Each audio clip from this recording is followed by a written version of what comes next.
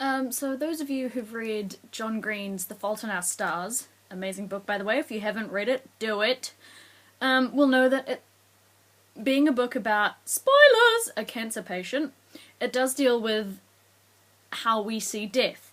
And the character Hazel talks about remembering those who have died and how if we could all just remember 10 people, then everyone who's ever died will be remembered.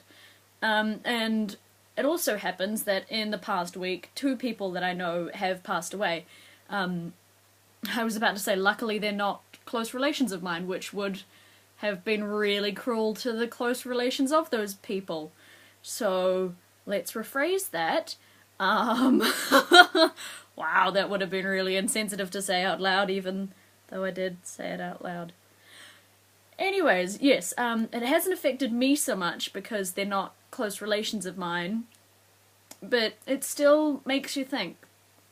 One of them I wasn't able to go to the funeral of, the other one I was, and it was held at the church that she'd attended for the past, I think, 50 years, and which I attended when I was younger, and we actually ran out of room in the church. So many people came to remember this woman's life that we ran out of room in the church. We had people standing in the foyer outside just sort of listening to the people talking about her. And I was sort of standing there. I was on the balcony upstairs so that, you know, people could sit down, because fortunately I can stand for an hour without it hurting, whereas a lot of the older members of the congregation wouldn't have been able to.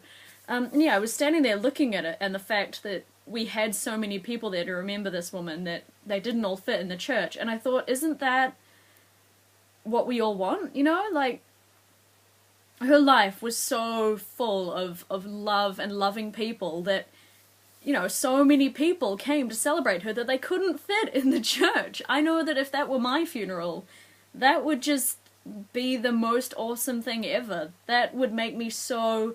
I have an itchy ear. Oh, that's better. That would make me so incredibly happy and flattered and humbled that many people would want to celebrate my life. I just, yeah. So hopefully, she's one of the 10 people that I will remember. And yeah, that's kind of all I had to say today. In lieu of a performance video, I did perform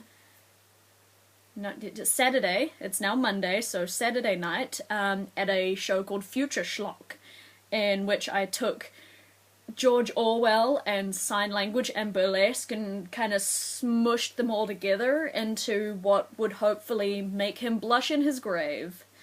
Yes, it was a lot of fun, sort of taking the character of Julia from 1984 and playing with that. Yes, so hopefully I will have video of that.